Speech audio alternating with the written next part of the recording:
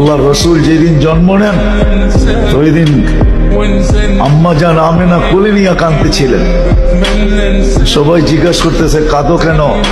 পরিবারের লোকজন, শ্বশুর বাড়ির লোকজন কেন কাঁদো? আব্দুল্লাহ নাই।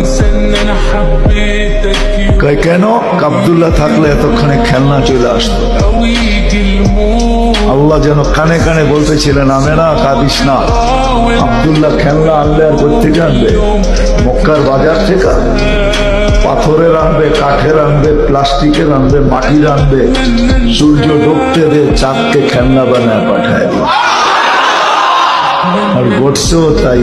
আবু তালেব বলে বিকালে যখন শোয়া দিছি, সূর্য ডুবার পরে যখন শোয়া দিছি চোখের উপরে, তো বাদাল কামরু আইয়াদনু, চাঁদ দ্রুত গতিতে নিচে নামতেছিল।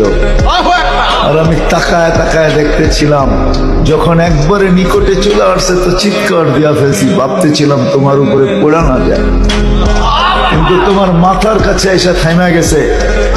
তুমি হাত পাও নাড়াচাড়া করতেছিল আর চাঁদ উপরে টাচ করতেছিল। তো বলছে চাচা জানেন চাঁদ কি বলতেছিল? তা তো জানি না। আন্নাল কামারা ইউগান্নিনি ওয়া ইউহাক্কিনি ওয়া ইয়ামনাউনি মিনাল বুকা। চাঁদ আমাকে ছন্দ শুনাইতেছিল, কান্না থেকে বিরত রাখতেছিল। আমি যেন না কাঁদি, কাঁদলে আম্মার কষ্ট হবে। আল্লাহ চাঁদকে আমার সাথে খেলার জন্য খেলনা বানায় পাঠায়।